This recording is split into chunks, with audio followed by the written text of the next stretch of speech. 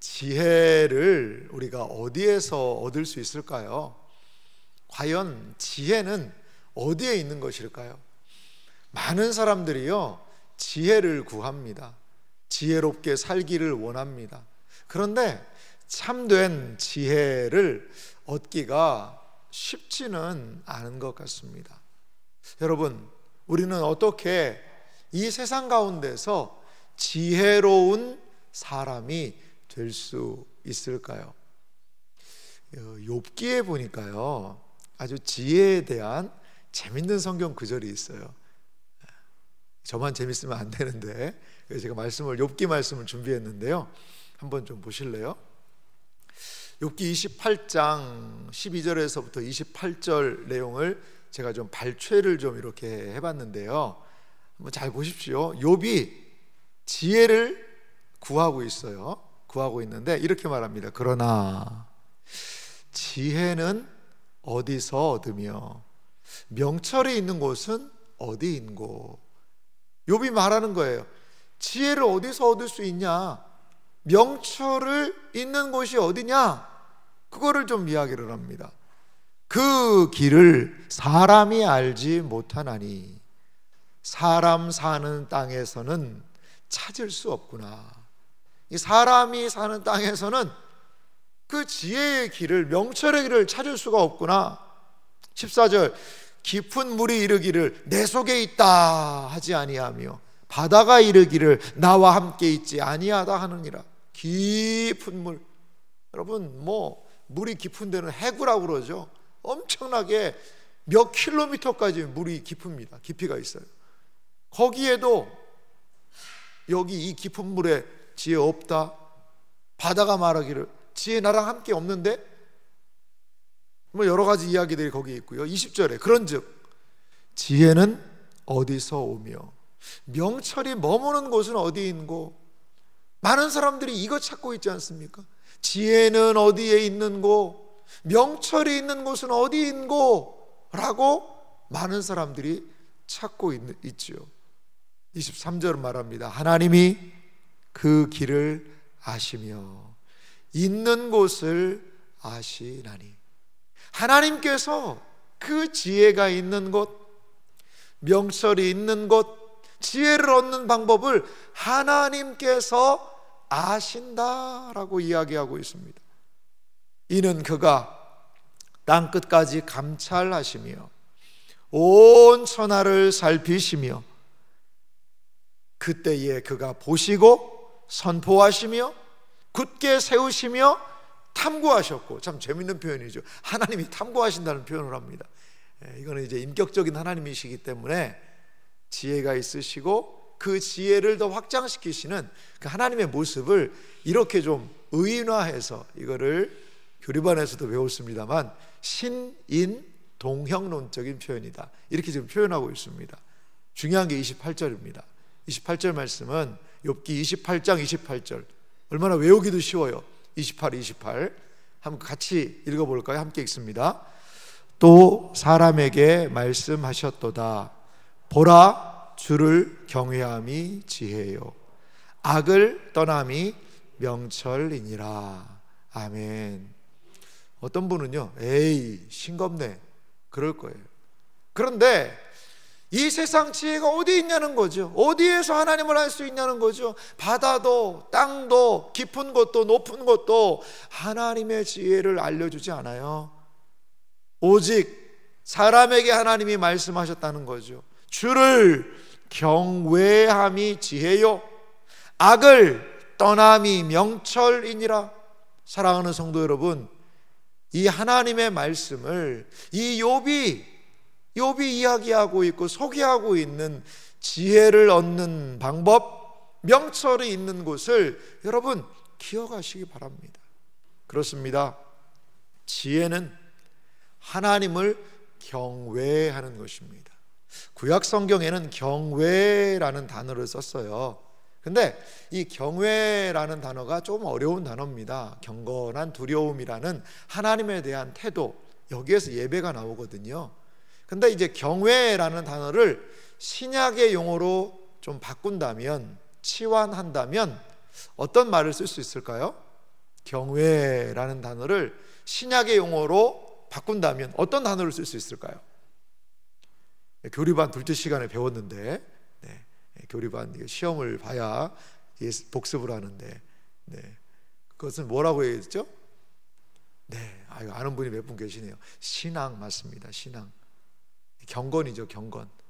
그러니까 구약 성경의 경외라는 단어를 우리 신약의 용어로 조금 더 가깝게 바꾼다면 그 치환, 바꿔 쓸 수 있는 단어가 바로 하나님에 대한 뭐라는 거죠? 경건이라고도 표현할 수 있어요. 경건. 경외와 경건은요, 유사한 그런 의미입니다. 경건 생활이라고 우리가 하잖아요. 맞아요. 그 경건 생활을 통하여 우리는 하나님에 대한 지혜를 알 수 있다라는 거죠.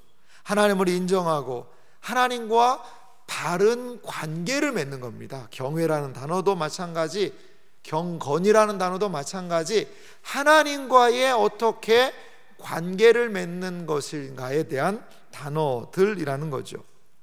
오직 하나님 안에 이 세상을 살아갈, 또한 하나님 앞으로 나아갈 지혜, 그것은 하나님 안에 있다라는 거죠.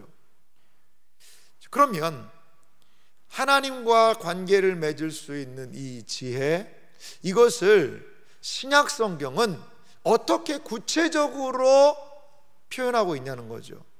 하나님을 알 수 있고, 하나님을 만날 수 있고, 하나님을 섬길 수 있고, 이 세상에서 발견할 수 없는 욥이 이야기했던 그 경외, 신약의 그 경건은 과연 신약에서 어떻게 더 구체적으로 그 지혜를 표현하고 있냐는 거죠. 결론부터 말씀드립니다. 하나님의 이 지혜, 바다 속에도 없고 높은 하늘에도 발견할 수 없는, 이 세상이 발견할 수 없는 그 하나님에 대한 지혜가 가장 선명하게 나타난 곳이 그리스도의 십자가라는 사실을 여러분 믿으시기 바랍니다. 이게 결론입니다. 세상이 추구하는 지혜가 있지요. 세상이 추구하는 이 말의 지혜가 있어요. 소피아라는 단어를 썼던데요, 세상이 추구하는 말의 지혜가 있습니다. 오늘 성경에도 보니까요, 이 원어의 의미를 보니까 지혜라는 단어가요, 이제 소피아라는 단어입니다. 이제 우리가 철학을 공부를 잘 안 합니다만, 이제 고대 그리스 철학의 가장 중요한 주제는 소피아입니다. 소피아라는 건데요. 다시 한번 자막을 좀 보여주시면요, 말이라고 표현된 말이라는 단어가요, 로고스라는 단어를 썼어요. 이 새벽에 내가 이렇게 어렵게 왔는데 뭘 이렇게 어려운 단어를 쓰냐. 근데 이제 본문을 조금 이제 이해하기 위해서 그 원어를 알면 참 편합니다. 이제 말이라는 단어가 있는데 이 헬라어로 이게 로고스라는 말을 써요. 로고스라는 말을 한 번쯤은 좀 들어보셨을 말일 것 같아요. 근데 세상이 추구하는 게 있어요. 그건 뭐냐? 말의 지혜입니다. 말이라는 건 로고스고요, 지혜는 소피아인데, 제가 소피아 로고스라고 좀 적어놨어요. 말의 지혜, 말의 로고스에 소피아, 지혜가 있다라고 이 세상 사람들은 말한다는 거죠. 지금 사도 바울이 이 서신서를 쓴 고린도 지역은 아테네와 가깝거든요. 아테네 바로 옆에 이 고린도가 있는데요, 다 그리스입니다. 그리스는 뭐로 먹고 사는 지역이죠? 말로, 이 로고스로, 이 철학적인, 이 사변적인 그 지식을 가지고 그 사람들은 이야기하는 그러한 지역이었죠. 그래서 고린도전서 1장 17절에 이렇게 말하고 있어요. 오늘 본문 윗절인데요, 그리스도께서 나를 보내심은 세례를 베풀게 하려 하심이 아니요 오직 복음을 전하게 하려 하심이로되. 내가 이 고린도 지역에 간 것은 단순하게 세례만 베푸는 것이 아니라 오직 복음을 전하는 거다. 왜 이게 이런 이야기를 하냐면, 나는 누구한테 세례 받았다, 누구 파다 이런 각 파벌이 생겨버렸거든요. 그게 중요한 게 아니라는 거죠. 복음이 더 중요하다라는 것을 이야기하면서 이렇게 비교해서 말합니다. 그런데 보십시오. 말의 지혜, 말 로고스, 지혜 소피아. 말의 지혜로 하지 아니함은 그리스도의 십자가가 헛되지 않게 하려 함이라. 그리스 지역에, 이 지역에 뭐가요? 말의 지혜를 추구하는 지역입니다. 로고스, 뭐가 참된 말이냐, 뭐가 참말이냐, 뭐가 더 똑똑한 말이냐, 뭐가 더 소피아, 지혜를 담은 말이냐, 그것을 말자랑하는 그 주변 사람들의 상황과 똑같이 하지 않았다는 거예요. 왜? 무엇 때문에? 그리스도의 십자가가 헛되지 않게 하려고. 사랑하는 성도 여러분, 우리 시대의 사람들은요, 얼마나 많이 자기의 지혜를 자랑합니까? 말, 로고스, 이 말에 대해서 말로 자기의 지혜를 드러내는 세상이요, 우리가 사는 세상이라고 봐요. 우리가 자주 즐겨보는, 대한민국 국문이라면 거의 다 본다는 너튜브라는 게 있지 않습니까? 너튜브. 거기에 가면요, 온갖 사람들의 말들이 꽉 차 있어요. 말로써요, 사람들에게 자신의 지혜를 나타내는 거죠. 그런데 그렇게 열심히 여러분 찾아다니고, 이게 엄청 더 똑똑해진 게요, 내가 뭘 하나 찾아서 보잖아요, 그럼 다음에는 그건 비슷한 걸 또 올려줘요. 그러니까 내가 그거에 관심이 있잖아요. 그럼 또 보게 되는 거예요. 그럼요, 그 비슷한 걸 더 올려줘요. 야, 엄청 똑똑해진 것 같아요 요즘에. 그래야지 많이 보죠. 그래야 구독, 좋아요 더 많이 할 거 아니에요. 거기에서 온통 말의 지혜를 찾습니다. 그런데요, 그거 하루 종일 뒤지고 보고 하면요, 나중에 어떻게 되죠? 공허하더라고요. 공허함이 있습니다. 공허함이 있어요. 물론 목사님, 저는 거기에서 설교만 봅니다. 설교만, 그것도 설교도 잘 들으셔야 돼요. 잘 보셔야 돼요. 내가 원하는 또 거기 희한한 내용들이 또 너무나 많아요. 온갖 말, 이것이 소피아 지혜다라고 이야기를 하고 있지만, 이 세상이 주는 그 지혜는 갈증이 있고 공허함이 좀 많지 않나, 이러한 생각이 들어요. 여러분, 정말 그 지혜가 우리를 변화시키는 지혜입니까? 그 지혜가 우리를 살리는 지혜입니까? 그 지혜가 우리로 하여금 능력 있게 하는 지혜입니까? 그 지혜가 정말 사람들을 지혜롭게 합니까? 그 지혜가 사람들을 진정으로 더 온전하게 변화시키고 있냐는 것이지요. 우리는 이 세상이 추구하는 그러한 지혜가 아니라 하나님의 지혜를 발견해야 될 줄 믿습니다.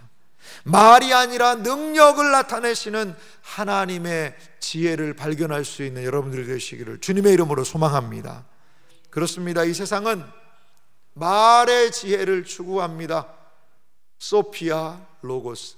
하지만 우리 신자들이 추구하는 지혜가 있어요. 그것은 바로 하나님의 지혜라는 것입니다. 오늘 성경이 하나님의 지혜를 말합니다. 그런데요, 하나님의 지혜가 어디에 있어요? 십자가의 도에 있다는 거예요. 세상은 지혜가 어디에 있다고 얘기해요? 말에 있다. 말의 지혜, 소피아, 로고스, 말에 있지라고 이야기합니다. 그런데요, 하나님의 지혜는 어디에 있느냐? 십자가의 도에 있다라고 말해요. 십자가를요, 헬라어로 스타우로스라고 합니다. 스타우로스. 그런데 십자가의 도라는 오늘 본문의 그 단어를, 원어를 보니까 그게 로고스예요. 그게 로고스예요. 그러니까 스타우로스, 로고스, 십자가가 뭐 하는 거죠? 로고스는 뭐라고 그랬죠? 말이라고 그랬잖아요. 말하는 겁니다. 말하는 거예요. 이게 십자가의 말이라고 번역하면 이게 말이 안 되니까 도라고 표현을 했는데, 더 정확한 표현하면 십자가의 말, 십자가가 선포하고 있는 겁니다. 십자가가요, 선포하고 있어요. 무엇을요? 하나님의 지혜를. 스타우로스, 로고스, 십자가의 로고스, 십자가가 말하고 있다. 무엇을? 하나님의 지혜를. 오늘 지금 사도 바울이 이걸 얘기하는 거죠. 그리스 사람들은 무엇을 추구했어요? 말의 지혜를 추구했습니다. 하지만 신자들은 하나님의 지혜가 십자가의 로고스 안에 있다라고 믿는 사람들이라는 것입니다. 고린도전서 1장 20절 말씀을 좀 보실래요? 지혜 있는 자가 어디 있느냐, 선비가 어디 있느냐, 이 세대의 변론가가 어디 있느냐. 지혜 있는 자, 선비, 학자를 이야기합니다. 그리고 이 세대의 변론가, 말을 하는 사람이죠. 다 어디 있냐는 거죠. 하나님께서 이 세상의 지혜를 뭐하게 하셨다는 거죠? 미련하게 하셨다는 거죠. 자, 다른 말로 하면 지혜 있는 자, 선비, 학자를 얘기하는데요, 변론가, 이 사람들은 세상의 지혜를 가지고 하나님을 찾으려고 한다는 거예요. 그런데 하나님을 찾을 수 있습니까? 없습니까? 없어요. 그래서 21절은 이어서 이렇게 말합니다. 21절 말씀은 고린도전서 1장 21절인데요 같이 읽어보겠습니다. 하나님의 지혜에 있어서는 이 세상이 자기 지혜로 하나님을 알지 못하므로 하나님께서 전도에 미련한 것으로 믿는 자들을 구원하시기를 기뻐하셨도다. 아멘. 하나님의 지혜는요, 이 세상이 자기 지혜로, 인간의 지혜로 알 수가 없다라는 거죠. 알 수가 없다라는 거죠. 그 의미를 모르는 겁니다. 그래서 하나님께서는요, 뭐가 등장하죠? 전도를 뭐라고 표현하고 있어요? 미련한 거라고 얘기하고 있어요. 전도에 미련한 것으로 믿는 자들을 구원하시기를, 다른 말로 자기 지혜로 알 수 없는 그 하나님을 알 수 있도록 전도에 미련한 것으로 하나님의 지혜를 나타내시는 분이라는 거죠. 사랑하는 성도 여러분, 그렇습니다. 전도는 세상의 사람들이 볼 때 미련해 보여요. 아니, 저렇게 해가지고 뭐하나? 오늘도 화요 전도하는 날인데요, 요즘에 화요일마다 비가 와가지고 참 전도하기가 쉽지가 않습니다. 쉽지가 않아요. 오후에는 그칠 것 같은데요, 전도 미련해 보이죠. 뭐 하는 행동이냐, 저게 미련해 보입니다. 그런데 세상 사람들은요, 자기 지혜로 알 수가 없습니다.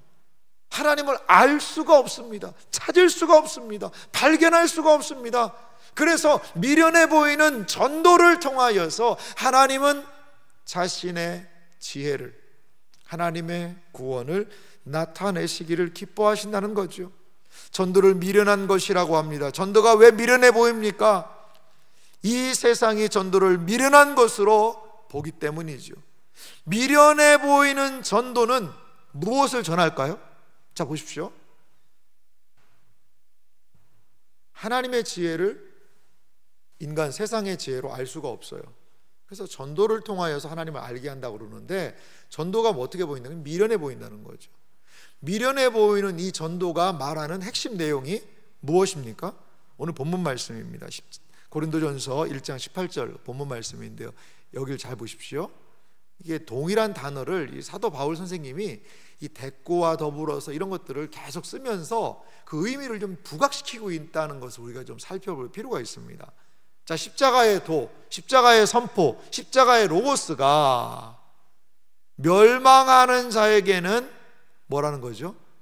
미련한 것이요, 구원을 받는 우리에게는 하나님의 능력이라. 아멘. 자, 멸망하는 자들에게는 십자가의 도가 미련한 거라는 거죠. 십자가의 도가 뭐였죠? 전도였잖아요. 전도에 미련한 것이라는 거죠. 그러니까 전도의 가장 구체적인 내용은 뭐라는 거죠? 십자가의 도입니다. 전도를 미련하게 보는 이유는 무엇입니까? 십자가의 도를 미련하게 보기 때문에 전도가 미련해 보는 거죠. 전도가 미련해 보이는 이유는 무엇입니까? 십자가의 도를, 십자가의 로고스를, 십자가의 선포를 사람들이요 받아들이지 않기 때문이라는 것입니다. 여러분, 이 성경 구절 자세히 좀 보세요. 여기에 두 부류의 사람들이 좀 보입니다. 십자가의 도가 멸망하는 자들이 있어요. 또 한 사람들은 어떤 사람들이 있죠? 구원을 받는 우리가 있습니다. 자, 원어의 의미를 좀 더 살펴보니까 이런 뜻이 있더라고요. 멸망으로 가는 사람들이고요, 구원을 받는 우리는 구원으로 가는 사람들, 이렇게도 표현할 수가 있어요. 그러니까 십자가의 도는 멸망으로 가는 사람들에게는 미련한 길로 보여요. 하지만 구원으로 가는 사람들에게는 이 십자가의 도가 무엇입니까? 하나님의 능력이요, 하나님의 지혜라는 것입니다. 사랑하는 성도 여러분, 그렇습니다. 그리스도의 십자가를 통하여 구원의 길로 갈 수 있는 은혜가 우리 안에 열렸다는 사실을 믿으시기 바랍니다. 고린도전서 1장 22절은 그래서 이렇게 말합니다. 유대인은 표적을 구하고 헬라인은 지혜를 찾으나. 유대인들은요, 무엇인가 이적, 하나님의 능력 보기를 원합니다. 헬라인들은요, 지혜, 소피아를 찾기를 원합니다.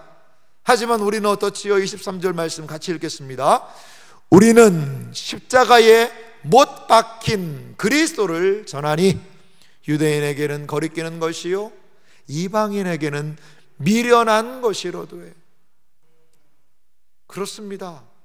우리는 십자가에 못 박힌 그리스도를 전합니다. 왜? 무엇 때문에? 그 안에 하나님의 구원이 있기 때문에, 그 안에 하나님의 지혜가 있기 때문에 우리는 십자가에 못 박히신 그리스도를 전하는 사람들이라는 거죠. 사랑하는 성도 여러분, 세상이 미련하다고 말하는 십자가는 하나님의 지혜입니다. 하나님의 능력입니다. 십자가는 그것을 선포, 로고스, 십자가에도 십자가는 그것을 선포하고 있다라는 거죠. 그렇다면 구체적으로 십자가의 도, 십자가의 로고스, 십자가가 선포하고 있는 하나님의 지혜의 내용은 무엇일까요? 저는 십자가가 선포하고 있는 지혜를 한 4가지 정도로 전체 성경 사상을 통하여 한번 좀 정리를 해봤습니다. 먼저 하나님의 지혜는, 십자가를 통해 나타난 하나님의 지혜는요, 그리스도께서 우리를 위해 죽으셨다라는 것을 십자가는 우리에게 선명하게 보여주고 있어요. 십자가의 지혜는 무엇입니까? 2000년 전에 그 나사렛 예수라는 젊은이의 죽음은 우리를 위한 죽음이었다는 거죠. 그 2000년 전의 십자가의 죽음이 우리를 위해 죽으셨다라는 것이 바로 십자가 로고스, 십자가 선포의 가장 중요한 내용입니다. 예수님이 죽으심은 우리에게요, 신자에게 유익을 줍니다. 예수님의 죽으심은 우리를 위한 죽음이요, 우리에게 유익을 위한 죽음이에요. 요한복음 10장 10절은요, 이렇게 예수님이 하신 말씀이 있습니다. 도둑이 오는 것은 도둑질하고 죽이고 멸망시키려는 것뿐이요, 내가 온 것은 양으로 생명을 얻게 하고 더 풍성히 얻게 하려는 것이라. 할렐루야. 예수님이 온 것은 무엇입니까? 양으로, 우리로 생명을 얻게 하기 위하여, 더 풍성한 삶을 위하여 오셨다는 사실을 여러분 믿으시기 바랍니다. 예수님은 이것을 이루기 위하여서 11절에 한 행동을 미리 예고하십니다. 요한복음 10장 11절입니다. 나는 선한 목자라. 선한 목자는 양들을 위하여 목숨을 버리거니와. 우리에게 생명을 주고 풍성한 삶을 약속하시기 위하여서 주님이 하신 행동은 무엇입니까? 양들을 위하여 목숨을 버리심. 이것이 바로 예수님께서 십자가에서 우리를 위하여 죽으심으로 말미암아 우리가 얻게 된 유익이라는 거예요. 예수님의 십자가, 예수님이 우리를 위하여 죽으셨습니다. 그것으로 말미암아 우리는 이러한 놀라운 유익을 얻을 수 있다는 사실을 여러분 믿으시기 바랍니다. 두 번째, 십자가가 나타내고 있는 하나님의 지혜가 있어요. 그것은 그리스도께서 우리를 하나님께로 인도하기 위하여 죽으셨다는 거죠. 그리스도께서 우리를 위하여 죽으셨습니다. 거기 한 단어가 더 들어갔죠. 뭐죠? 인도하기 위해. 하나님의 예수 그리스도의 죽으심은 단순한 죽음이 아니라 그냥 단순히 우리를 위해서 죽었다. 그럼 무엇을 위해 죽었냐? 우리를 하나님께로 인도하기 위한 죽음이었다라는 겁니다. 베드로전서 3장 18절이요, 이 말씀을 이렇게 선명하게 말씀하고 있습니다. 그리스도께서도 단번에 죄를 위하여 죽으사 의인으로서 불의한 자를 대신하셨으니 이는 우리를 하나님 앞으로 인도하려 하심이라. 육체로는 죽임을 당하시고 영으로는 살리심을 받으셨으니. 예수 그리스도의 죽음, 십자가가 말하는 하나님의 지혜는 무엇입니까? 우리를 위한 그 죽음이 하나님 앞으로 우리를 인도하기 위한 죽음이라는 것입니다. 예수 그리스도께서 우리를 하나님 앞으로 인도하신다는 겁니다. 인간의 지혜로는 알 수가 없습니다. 어떻게 하나님을 발견할 수 있습니까? 어떻게 하나님께 나아갈 수 있습니까? 나의 약한 지혜로는 알 수가 없습니다. 파악할 수가 없습니다. 나의 힘으로는 알 수가 없습니다. 인간의 지혜로는 알 수가 없습니다. 나의 작은 힘으로는 알 수가 없습니다. 오직 예수님만이 우리를 하나님 앞으로 인도하실 수 있다는 사실을 믿으시기 바랍니다. 이게 십자가가 우리에게 보여주고 있는 하나님의 지혜라는 것입니다. 그분의 죽으심, 단번에 죄를 위하여 죽으신 그 결과로 우리는 하나님 앞으로 인도함을 받습니다. 십자가의 로고스, 십자가의 선포는 우리를 하나님 앞으로 인도하는 유일한 방편임을 여러분 믿으시기 바랍니다. 세 번째로요,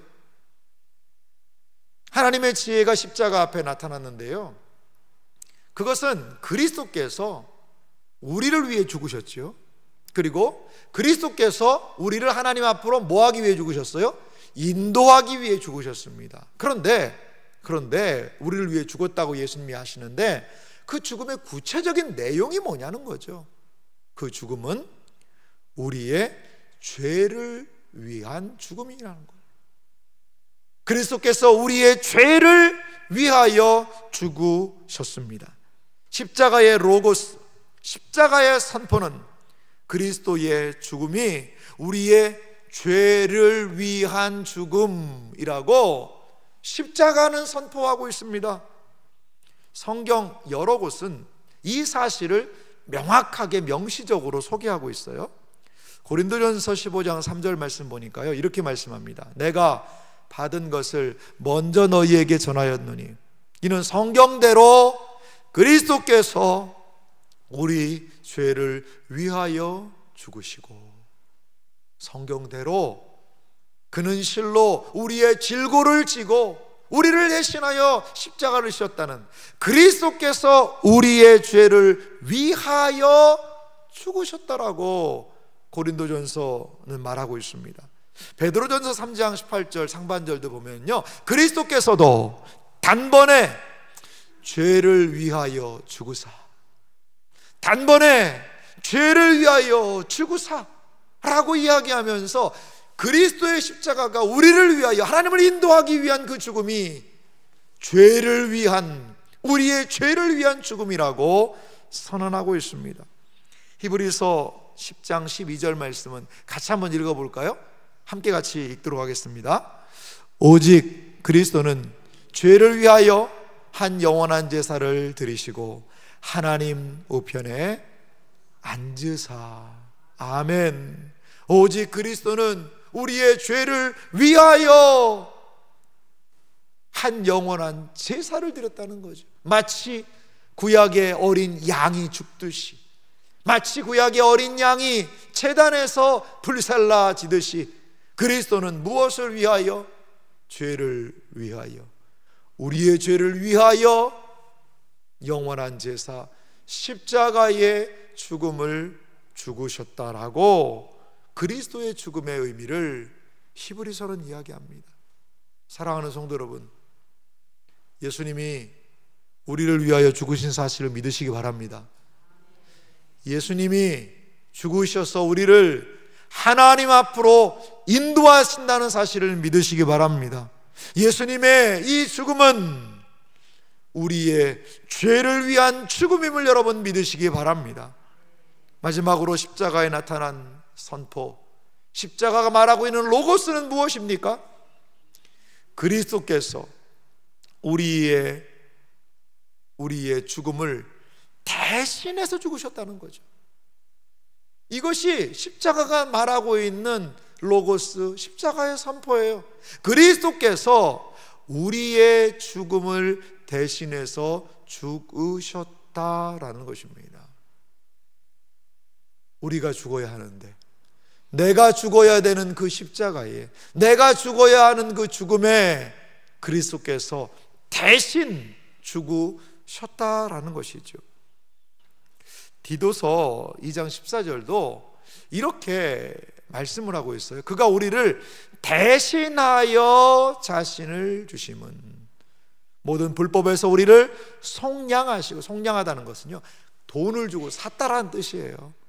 우리를 깨끗하게 하사 선한 일을 열심히 하는 자기 백성이 되게 하려 하심이라. 할렐루야. 대신해서 그리스도께서 자신을 주셨다라고 이야기합니다. 어디에서요? 십자가에서 말입니다. 여러분, 죽음이라는 것은요, 여러분 사실 자연스러운 현상은 아닙니다. 아니, 목사님 무슨 말을 합니까? 사람이 늙으면 죽어야죠. 그래요, 사람이 늙으면 죽습니다. 근데 여러분, 안 늙어도 죽잖아요. 왜 죽는 거죠? 아니, 죽음이 늙으면 죽는다. 아이, 그럼 아프면 죽는 거죠. 그래요, 아프면 죽는데 어떤 사람은 안 아파도 죽잖아요. 왜 죽는 거죠? 여러분, 죽음이라는 것은요, 우리 인간에게 자연스러운 건 아니에요. 자연스러운 것 같은데요? 그렇다면 제가 다시 물어볼게요. 여러분, 자연스러운 현상이라면, 이 자연스러운 현상은 뭘 기대하냐면, 이 물을 마시면 시원하다, 물을 마시니까 갈증이 가시네, 자연스러운 현상이잖아요. 갑자기 물을 마셨는데 막 토하고 죽고 그러면 어떻게 되겠어요? 그럼 이거 자연스러운 현상이 아니거든요. 그거는 죽음이 자연스러운 현상이라면요, 사람들은요 죽음을 자연스럽게 받아들일 수 있을 거예요. 죽음의 공포가 없지요. 왜? 죽음은 자연스러운 현상이니까요. 그런데 죽음에 대해 사람들은 어떻게 느껴요? 공포를 느낍니다. 안 죽으려고 그래요. 죽기 싫어합니다. 왜? 자연스러운 현상인데 그렇게 싫어하죠? 성경은 죽음이 결국 자연스러운 현상이라고 이야기하지 않아요. 그러면 아니 목사님, 그러면은 사람이 원래 하나님이 그럼 죽음을 계획하신 게 아닙니까? 죽음을 성경은요 죄 때문에 왔다고 그래요. 죄의 삭슨 사망이다라고 얘기하는 거죠. 죽음은 자연스러운 일은 아니에요. 죄 때문에 인류에게 찾아온 불청객입니다. 그게 죽음이에요. 그럼 죽음이 없었다면 하나님이 사람을 어떻게 하나님한테 인도했을까요? 정확하게 이야기할 수 없습니다. 하지만 흔적은 보여요. 흔적은 한 두 가지 정도가 보이는데요, 하나님이 직접 데려가시는 거예요. 에녹이 그랬잖아요. 에녹. 엘리야가 그랬잖아요. 죽음을 맛보지 않고 직접 데려가시는 방법도 있고요. 또 하나 희미합니다만 변화산에서 예수님이 변형이 되시거든요. 그러한 방식이 될 수도 있어요. 그건 우리는 자세히 모릅니다. 하지만 우리가 기억할 것은 죽음은 자연스러운 게 아닙니다. 그러면 목사님, 신자는 왜 죽습니까? 우리는 그러면 안 죽어야 되는데 왜 죽나요? 그거는 오늘 이야기하면 너무 기니까 다음에 한번 이야기를 드릴게요. 신자의 죽음은 죄의 일반적인 저주를 능가하는 하나님이 좀 복을 선포하신 죽음이거든요. 그거는 좀 꼭 우리가 기억할 필요가 있어요. 그러니까 신자의 죽음과 이 세상의 죄로 말미암는 죽음의 차이점은 분명히 있습니다.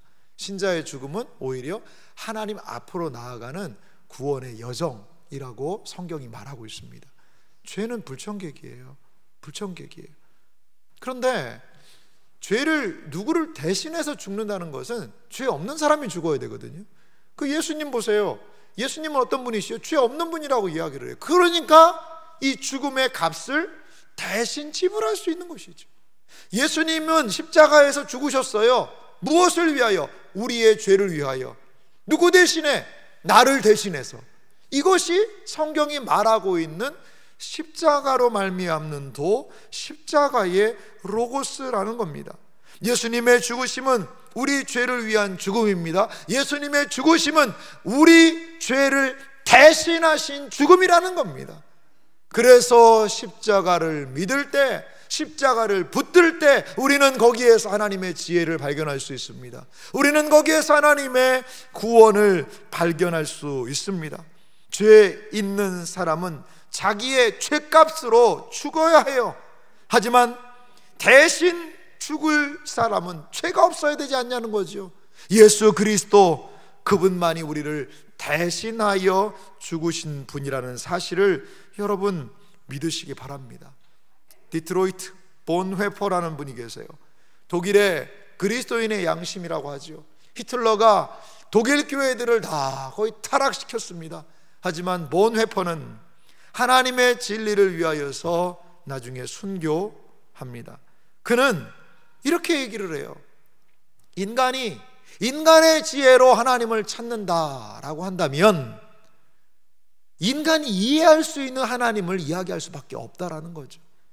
인간이 이해할 수 있는 방식으로 하나님에 대해서 이야기했을 거라는 거예요. 보네퍼의 말입니다. 그런데 하나님께서 어디 계신지를, 만약 하나님이 말씀하신다면 하나님은 어디에 계실까? 인간의 지혜로, 고만고만한 지혜로 하나님은 뭐 이 정도 될 거야, 이런 게 되지 않겠어? 인간의 지혜로는 그릇되게 하나님을 발견하게 하는 거죠. 하지만 하나님께서 직접 하나님이 어디 계신지를 말씀하신다면 그것은 어디일까? 본회퍼는 말합니다. 그것은, 하나님이 계신 곳은 그리스도의 십자가다. 하나님을 발견할 수 있는 곳은 그리스도의 십자가이다. 세상이 미련해 보이게 하는 것, 세상이 저주의 죽음이라고 말하는 그 자리, 세상이 볼 때 미련해 보이고 하찮아 보이는, 인정할 수 없는 그 십자가, 거기에 하나님의 지혜가 있습니다. 거기에 우리의 구원이 있습니다. 거기에 우리의 생명이 있습니다. 사랑하는 성도 여러분, 그리스도의 십자가는 하나님의 지혜입니다. 십자가로 나아가시기 바랍니다. 그리고 그 십자가 안에서 높은 하늘 끝에도 발견할 수 없는 하나님에 대한 지혜, 깊은 바닷물 속에서도 발견할 수 없는 하나님의 지혜, 아무리 온 세상을 뒤져도 발견할 수 없는 하나님의 지혜를, 세상이 미련해 보이는 그 방식, 십자가 안에서 하나님의 지혜, 하나님의 구원, 하나님의 능력을 발견할 수 있는 십자가의 사람들이 되시기를 주님의 이름으로 축원합니다.